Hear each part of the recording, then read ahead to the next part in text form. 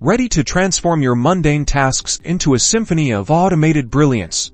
Today, we're diving headfirst into the exciting world of AI-powered automation by showing you exactly how to integrate the OpenAI API with Zapier in under 90 seconds. First things first, log into your Zapier account. If you don't have one, sign up. It's free to get started.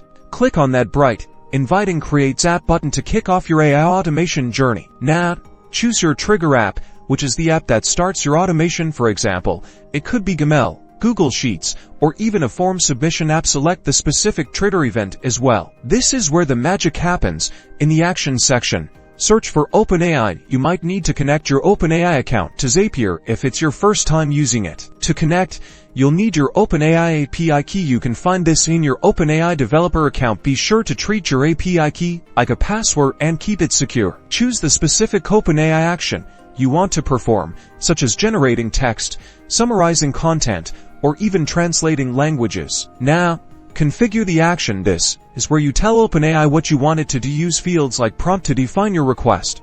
You can dynamically pass data from your trigger app to your OpenAI prompt. For instance, you can use information from a new email to generate a personalized response. Time to test your Zap.